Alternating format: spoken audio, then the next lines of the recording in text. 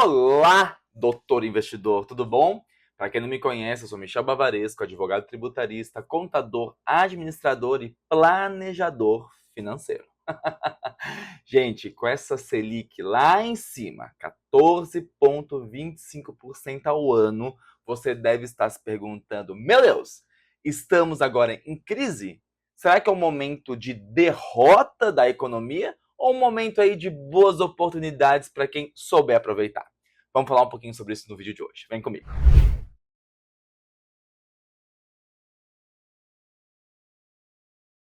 Você deve estar se perguntando quais são os investimentos que se beneficiam dessa alta da Selic e como você pode, de fato, aproveitar essa alta. Será que tem algum caminho?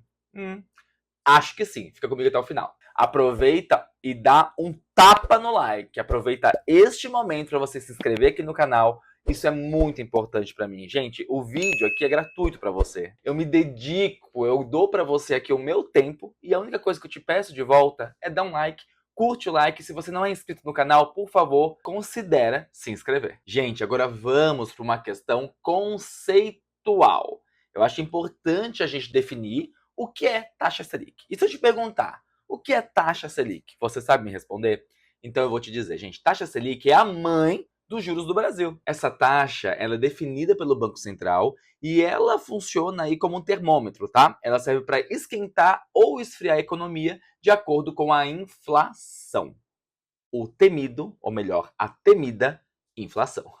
Gente, então quando a taxa Selic sobe, a ideia é aumentar os juros para controlar a quantidade de dinheiro disponível no mercado, para que daí sim a inflação volte a diminuir. É muito melhor para as empresas contratar empréstimos para crescer, né? Crescer sua operação, contratar mais funcionários, escolher novos fornecedores quando os juros está mais baixo, né? Então elas preferem começar a investir mais no seu negócio quando os juros está mais baixo. Ou seja, se as empresas tomarem empréstimo a uma taxa aí de 6% ao ano, tudo bem.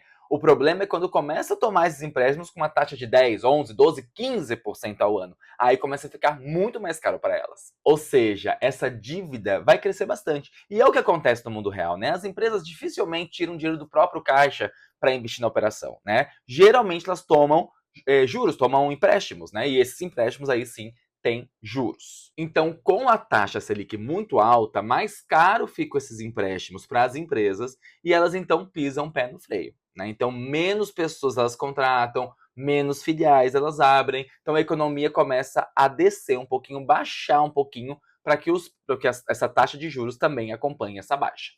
Ficou mais ou menos claro? Comenta aqui embaixo se você entendeu o que é taxa Selic. E só para deixar claro, assim, né, o impacto que uma taxa Selic pode causar em toda a economia do Brasil, só o empréstimo, só a dívida externa que o Brasil tem, quando uma taxa Selic aumenta 1%, gente, sabe quanto que sobe a dívida brasileira? 55 bilhões de reais.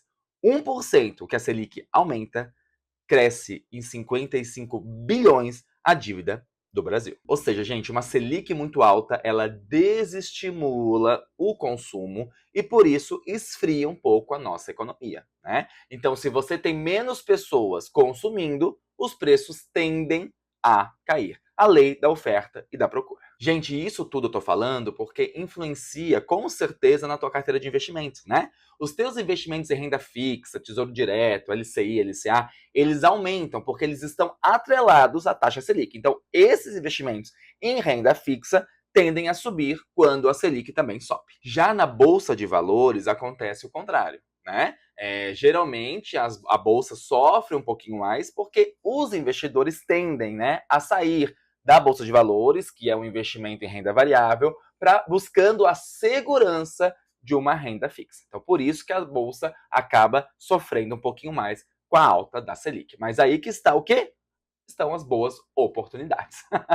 Gente, resumindo, a taxa Selic é isso, né? É um mecanismo que o governo utiliza para tentar frear um pouco a inflação e fazendo com que a economia aqueça ou se esfrie, né? É importante também dizer que a taxa Selic alta, ela sim favorece os investimentos em renda fixa. Porém, não devemos deixar de olhar os investimentos em renda variável, porque as boas oportunidades estão nesse momento. O que eu quero dizer com boas oportunidades? Gente, tá barato, entendeu?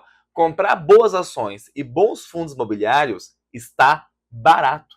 Por isso que pode ser a hora de comprar. A hora é agora. Gente, aí nós temos que observar, por exemplo, alguns indicadores que mostram que esse é o momento de oportunidade, né? Nós temos, por exemplo, o PL, né?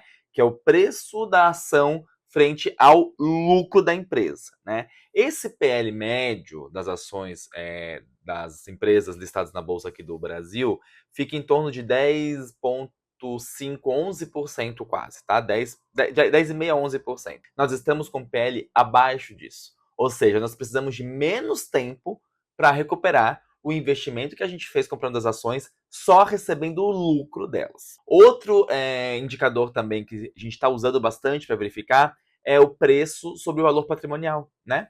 Sempre quando essa relação for abaixo de 1, significa que estão sendo vendidas ações e fundos imobiliários abaixo do valor patrimonial. Ou seja, é como se você estivesse comprando um apartamento, tá? Esse apartamento ele tem um valor de mercado, pela localização, pela metragem, enfim, pelas condições dele, de R$ 1 milhão. E você está tendo a oportunidade de comprar esse mesmo apartamento que vale R$ 1 milhão por R$ 800 mil, por R$ 700 mil, entende? Então é um momento em que as pessoas estão se desfazendo das suas posições, os preços estão caindo, e você, que está aqui, deve aproveitar esse momento para comprar mais e investir mais, né? É importante ter uma estratégia de investimentos. O que eu quero falar com isso? Vou te falar agora. Gente, eu quero mostrar para vocês aqui, na tela do meu computador, o que eu quero dizer com essa estratégia de investimentos. Vem para cá, olha comigo. Aqui eu criei, né?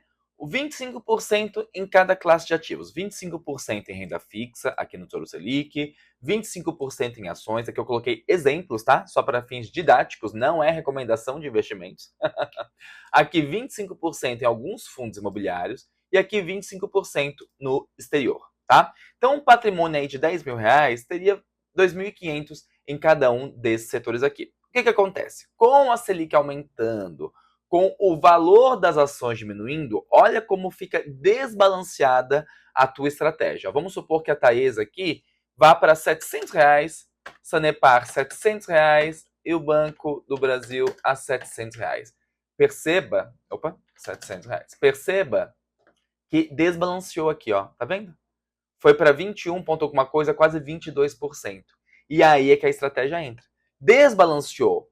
Essas ações, esses fundos imobiliários não perderam os fundamentos, significa que eles ficaram mais baratos. Se eles ficaram mais baratos, está na hora de você comprar. Então você sempre tem que ficar equilibrando e reequilibrando essa tua estratégia de investimentos, né? Se a tua estratégia é ter 25% em renda fixa para oportunidades, por exemplo, 25% em ações no Brasil, 25% em fundos imobiliários no Brasil e 25% em investimentos lá no exterior, pronto.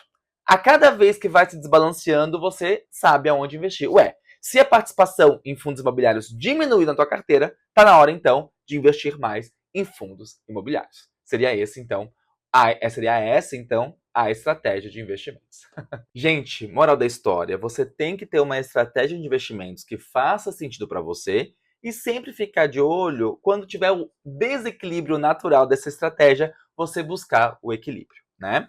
Se você quiser aprender mais sobre montar uma estratégia de investimentos, aprender a investir em fundos imobiliários, ações, saber escolher os melhores fundos imobiliários, as melhores ações e, além disso, aprender a se organizar financeiramente para sobrar dinheiro para você investir, o melhor lugar é o meu curso online. Eu vou deixar o link aqui embaixo, eu tenho certeza de que vocês vão adorar. Por hoje é isso. Espero que encontrar vocês no próximo vídeo. Tchau, tchau.